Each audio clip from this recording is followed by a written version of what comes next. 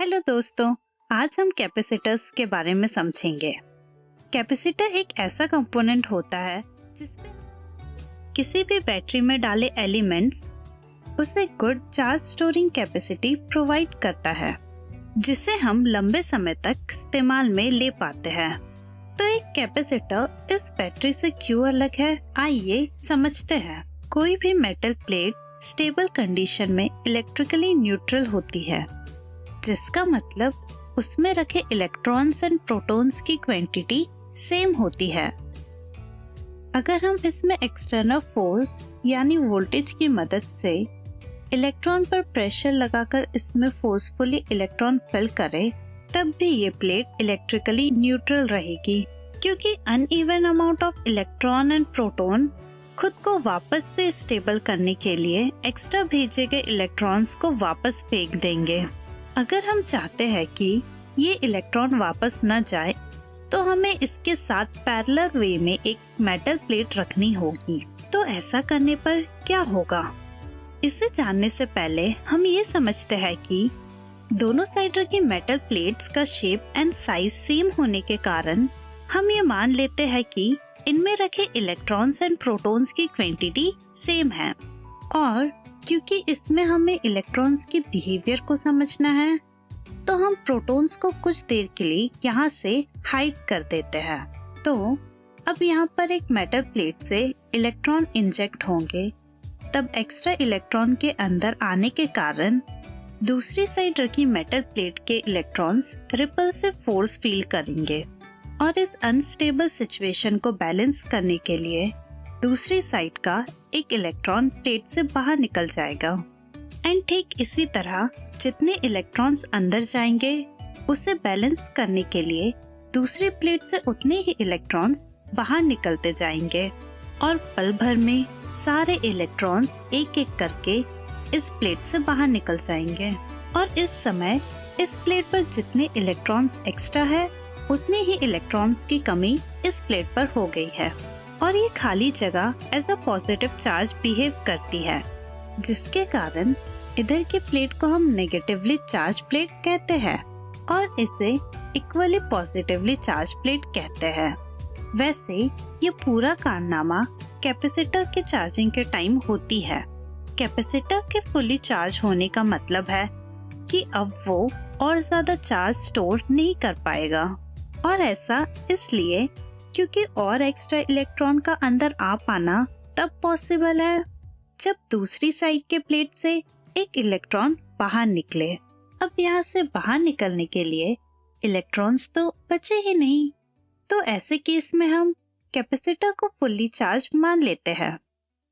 वैसे कितने इलेक्ट्रॉन बाहर निकलेंगे, ये इस एक्सटर्नल फोर्स पर डिपेंड करता है, यानी इस बैटरी पर, जिसे हम इस वीडियो के नेक्स्ट पार्ट में समझेंगे।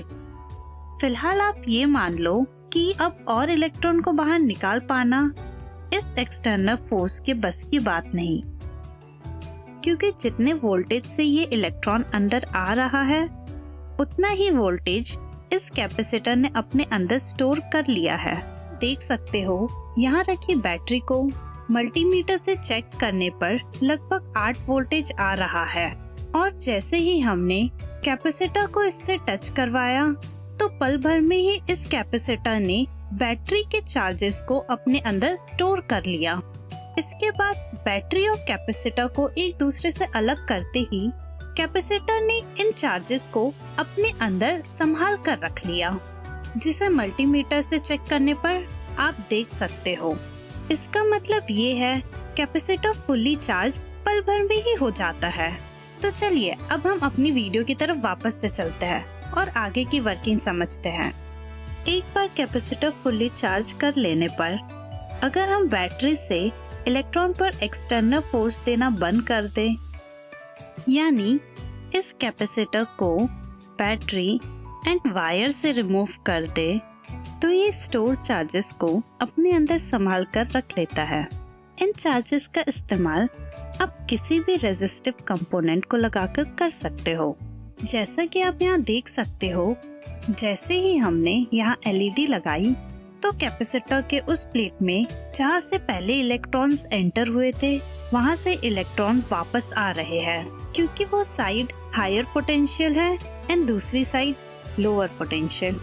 यानी अब कैपेसिटर एक वोल्टेज सोर्स की तरह काम करेगा और वोल्टेज यानी फोर्स के कारण इलेक्ट्रॉन तेजी से बाहर आएगा और इलेक्ट्रॉन्स के मूवमेंट के कारण बना करंट कनेक्टेड एलईडी को ग्लो करवाएगा। ये एलईडी उतनी ही देर तक ग्लो होगी जितना चार्ज इस कैपेसिटर ने अपने अंदर स्टोर किया था। इस हिस्से को भी यही रोक के आइए इसे प्रैक्टिकली देख लेते हैं।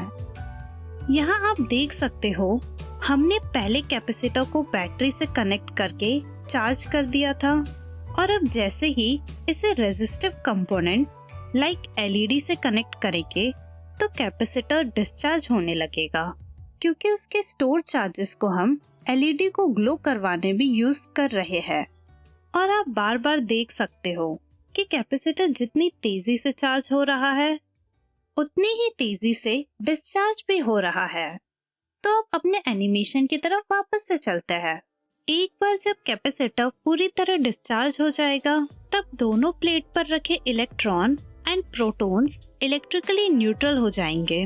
मींस अब ये फिर से तैयार है खुद को रिचार्ज करने के लिए। खैर ये सारी बातें सिर्फ कैपेसिटर को लेके एक इंट्रो पॉइंट है। कैपेसिटर ना होता तो आज कोई भी power supply, electronic circuits stable नहीं बन पाते और रोबोट्स का प्रिसीजन स्केल बहुत अनस्टेबल होता। कैसे, इसके बारे में हम नेक्स्ट वीडियो में बात करेंगे। अगर आपको ये वीडियो अच्छी लगी और ऐसा ही आप सीखते रहना चाहते हो तो हमारे चैनल को सब्सक्राइब जरूर कर लेना। ओके देन बाय, मिलते हैं बहुत जल्द कुछ न्यू एजुकेशनल वीडियोस के साथ।